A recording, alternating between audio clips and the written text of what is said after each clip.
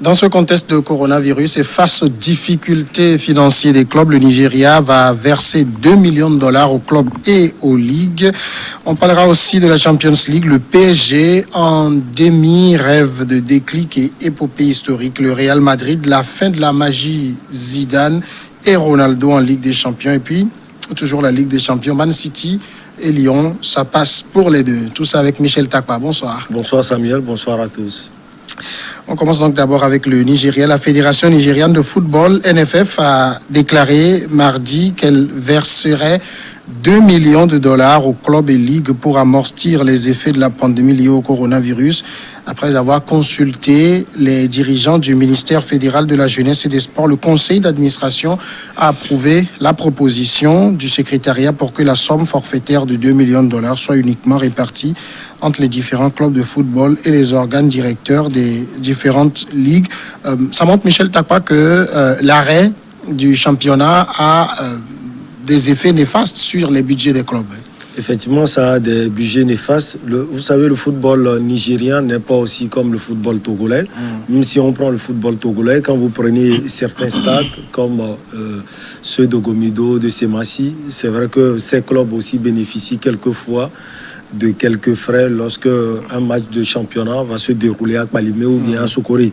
Ce n'est qu'un exemple. Ça veut dire véritablement que les clubs ont été sevrés véritablement financièrement à cause de coronavirus. Et donc, finalement, c'est une bonne décision de pouvoir octroyer cette somme à ces différents clubs de la Ligue et du championnat pour pouvoir atténuer les effets de coronavirus. Ce n'est pas vraiment l'État fédéral qui débloque les fonds, c'est des fonds de FIFA, de CAF.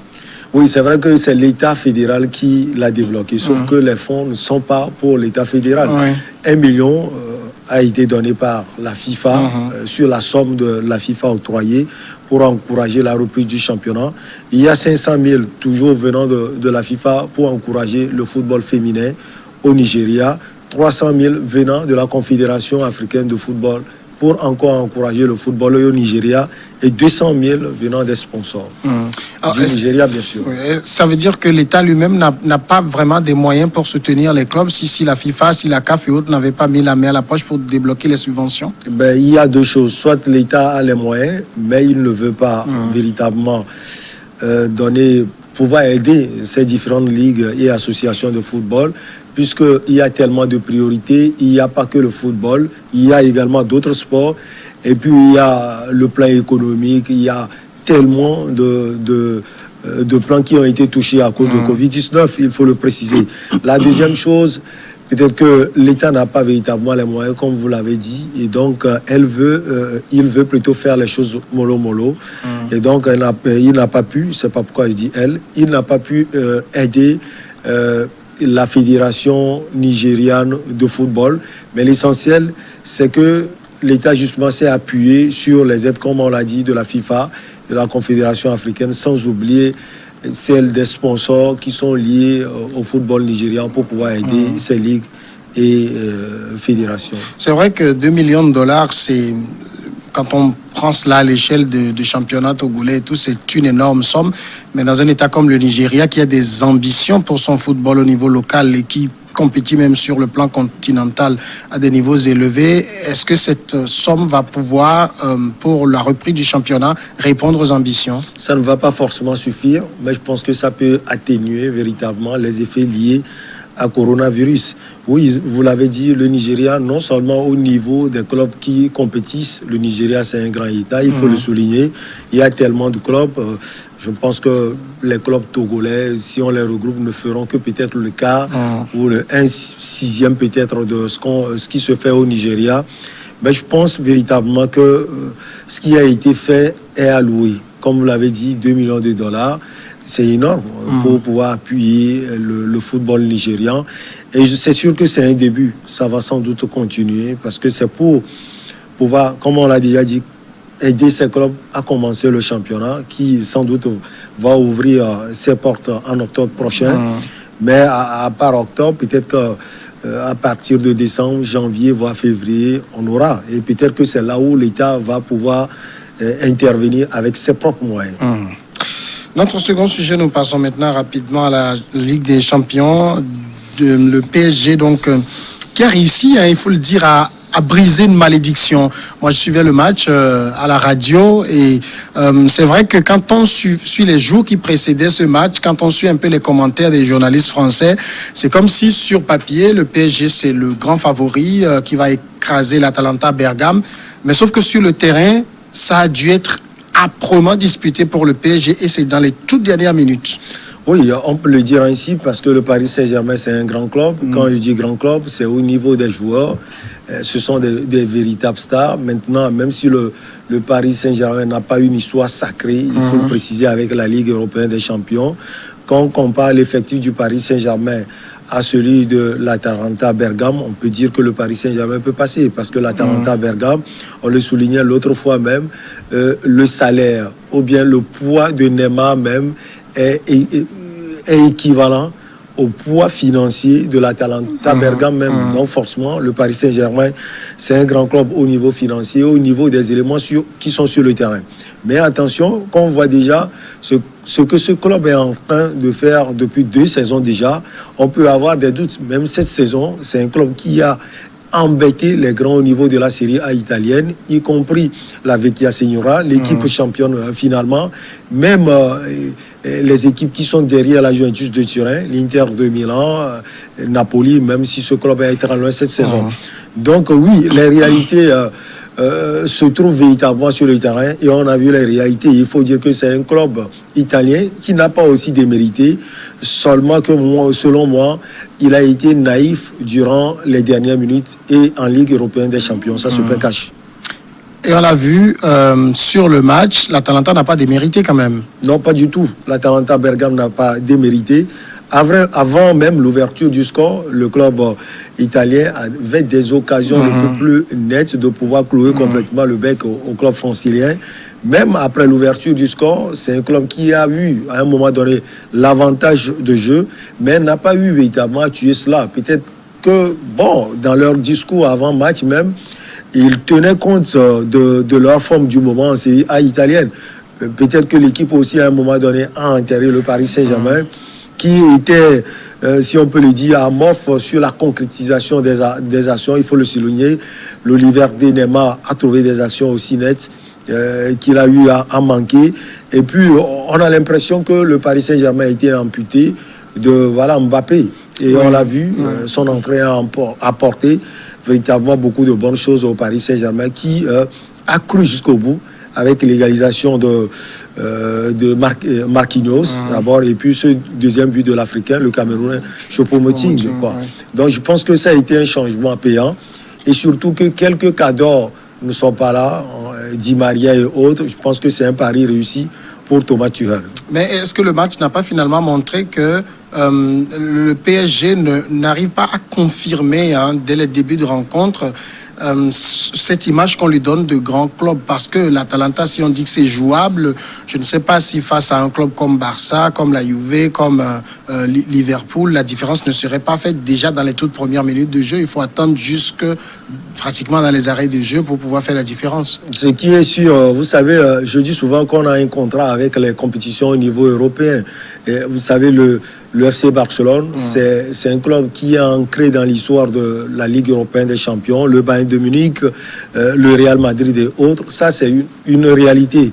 Une autre réalité est la forme réelle des joueurs durant la saison. Et ça aussi, ça pèse. Vous pouvez avoir un bloc équipe, vous pouvez avoir un club qui a une histoire avec la Ligue des champions, mais si vous n'êtes pas en forme, une équipe peut venir vous renverser.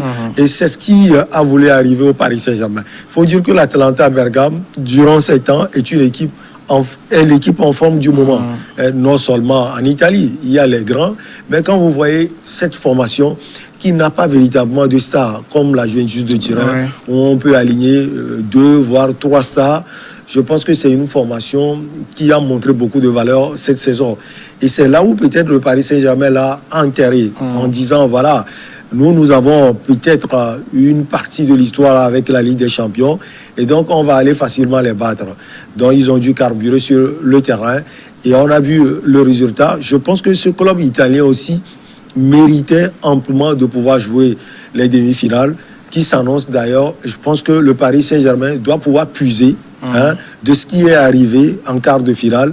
Et si le chemin continue ainsi, ce club risque de payer cher face, on connaît aujourd'hui l'adversaire qui est Leipzig, les Allemands, qui ont montré aussi un excellent visage.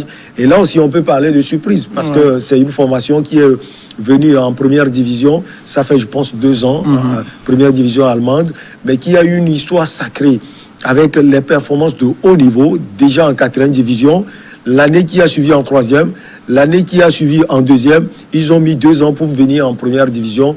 On voit ce qu'ils sont en train de faire et surtout ce qu'ils ont fait face aux Colchoneros de l'Atlético Madrid qui aussi maîtrise cette compétition. Mais est-ce que ce visage du PSG qu'on a vu est un visage de demi-finaliste qui peut passer?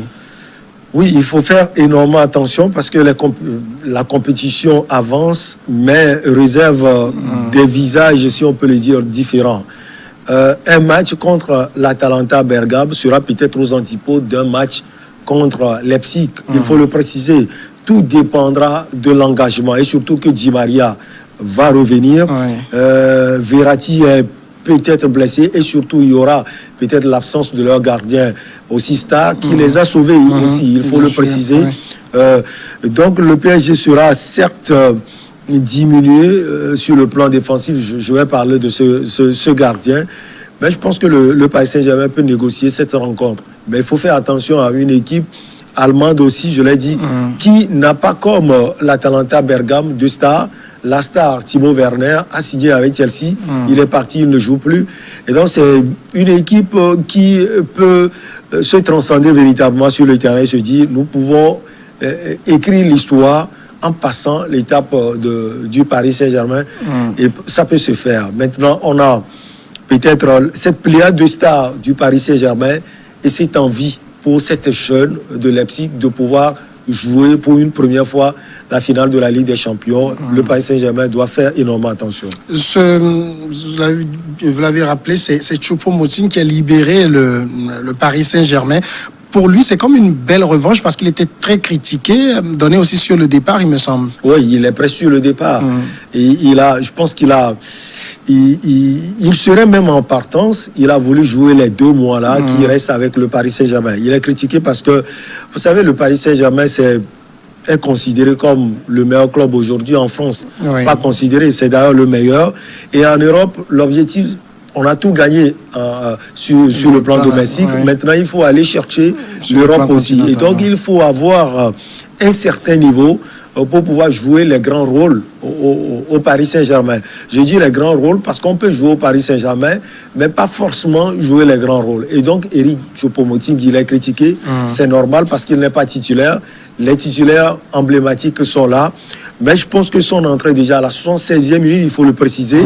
Et il a été d'abord décisif sur l'égalisation de Marquinhos. Et c'est d'ailleurs lui qui a marqué le 2e but. Donc je pense qu'il a passé presque 14 minutes de feu avec le Paris Saint-Germain. Et a pris sa revanche pour revenir véritablement à votre question. Il a ardemment contribué à la qualification du Paris Saint-Germain en demi-finale. Alors, dans ce genre de cas où vous mettez dans le jeu quelqu'un qui arrive à apporter la victoire au club, c'est ce qu'on appelle un beau coaching pour Thomas Tuchel. Oui, quand ça réussit, forcément, on dira un beau coaching. Maintenant, si ça ne réussit pas, on va vous critiquer. On dira pourquoi Eric Choupo-Moting, pourquoi pas l'autre, pourquoi pas l'autre. C'est aussi cela le football.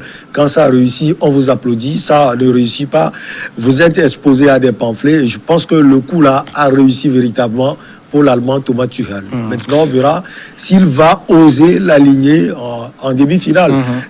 Bon, je ne suis pas sûr. Peut-être qu'il va encore rester sur le banc et venir encore débloquer la situation. Alors, le PSG donc qui a brisé sa malédiction, le Real de son côté où la magie ne semble plus fonctionner. En tout cas, on se demande où est passée la magie Zinedine Zidane, roi de la Ligue des Champions depuis son triplé 2016, 2017, 2018. L'entraîneur du Real a été déchu vendredi en 8e de finale par Man City de Pep Guardiola et a perdu son statut de maître invincible dans cette compétition. C'était prévisible pour Zinedine Zidane ?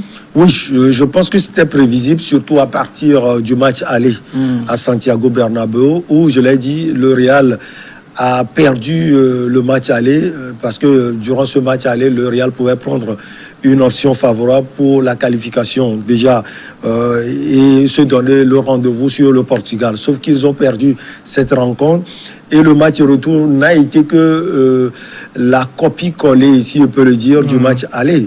Parce que Zidane aussi, quelquefois, même les maîtres font quelques erreurs.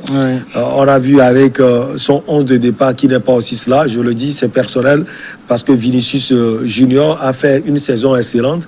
Il pouvait être aligné.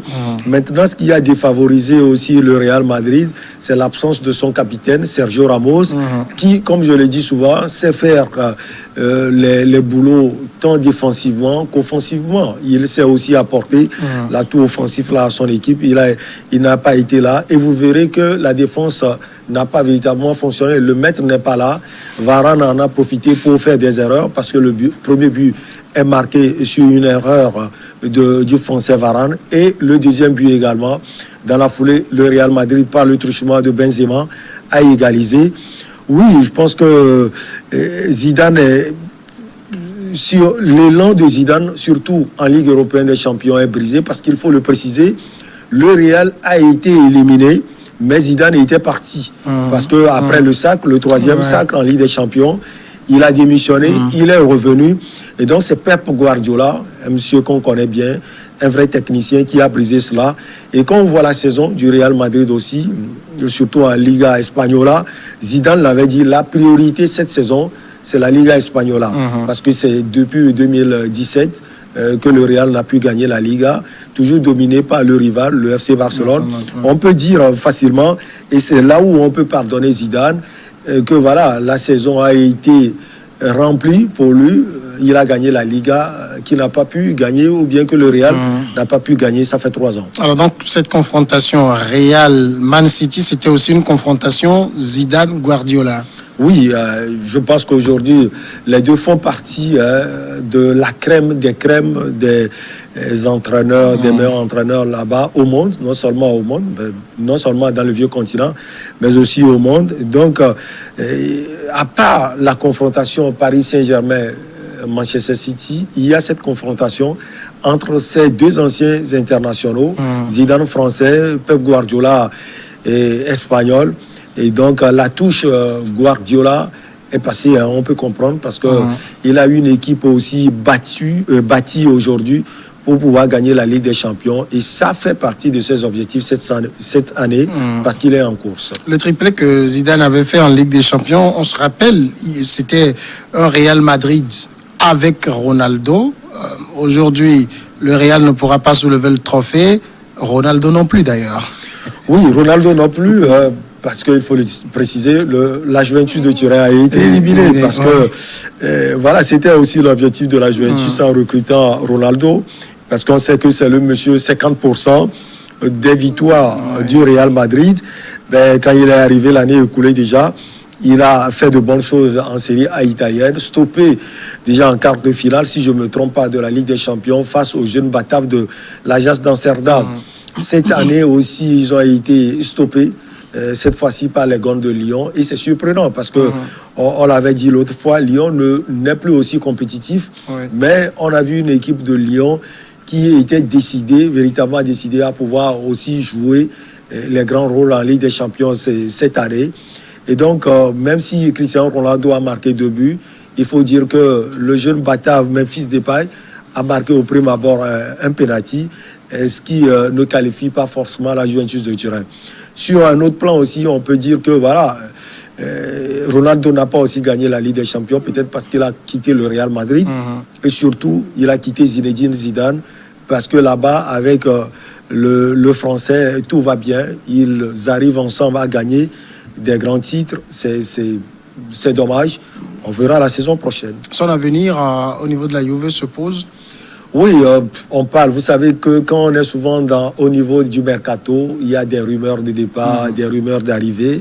Les gens l'annoncent au Paris Saint-Germain, on le sait déjà. Le Paris Saint-Germain est habitué à ce genre de folie, sans calcul peut-être. Même si pour le cas Ronaldo, on peut dire qu'il y a des calculs. On l'annonce aussi au Qatar. Mais vous savez que la Juventus de Turin a aussi changé d'entraîneur. Et donc, avec l'arrivée de ce jeune entraîneur qui compte véritablement sur son ami, parce qu'il est pote avec Ronaldo. Lui, il parle de bien de Cristiano Ronaldo et compte véritablement sur lui pour la nouvelle saison. Et donc, moi, je vois un Cristiano Ronaldo rester à la Juventus de Turin pour véritablement penser à la Ligue des Champions la saison à venir. Dernier sujet, toujours la Ligue des Champions. Man City passe, Lyon également. Si on doit parler de Man City, parler de Lyon, la surprise, c'est Lyon. Oui, la surprise, véritablement, c'est Lyon. Je l'ai dit d'abord parce que la France ne joue pas le championnat. Et quand on est sportif, il faut être compétitif. Voilà, une équipe qui ne joue pas le championnat n'est forcément pas compétitive. La deuxième chose, même au niveau de la Ligue française, il faut dire que Lyon est 7e. Et donc, c'est une place que Lyon ne méritait pas quand on voit déjà le statut de Lyon au niveau de la France. Et ensuite, quand vous prenez élément par élément, il faut dire que la Juventus de Turin est très équipée. Mais même aussi au match aller, les Gones ont gagné 1-0. Je voyais plus une équipe de la Goba renverser cela parce qu'ils ont aussi l'habitude de le faire, surtout un CR7, Cristiano Ronaldo. On l'a vu avec l'Atlético Madrid lorsqu'il a renversé les choses. 2-0 à l'aller, 3-0 marqué par Ronaldo. Et donc, c'était une surprise. C'était une surprise d'abord d'avoir encaissé le premier but, même si c'est un penalty discutable.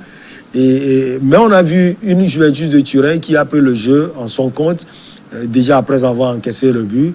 Et l'égalisation aussi sur penalty, aussi discutable, il faut le dire, est arrivée par le biais de Ronaldo. Et le but de classe de ce monsieur, le Portugais, le 2-1. Donc il fallait aussi encore un but de la Juventus de Turin pour pouvoir se qualifier. Malheureusement que la Juventus ne l'a pas eu. Donc Lyon avait réussi quand même à faire le boulot en aller. Oui, le boulot a été fait en aller et surtout empêcher la Juventus de Turin de marquer en France. Et donc, c'est l'essentiel. Et l'essentiel a été fait. Maintenant, au match retour, il faut négocier surtout avec un certain courage ce match. Je pense que Lyon l'a fait parce que après avoir marqué le but, on a vu Lyon défendre. Lyon qui ne fait que défendre. Et c'est la Juventus qui faisait le jeu. Bon, vous savez, le football, c'est aussi cela.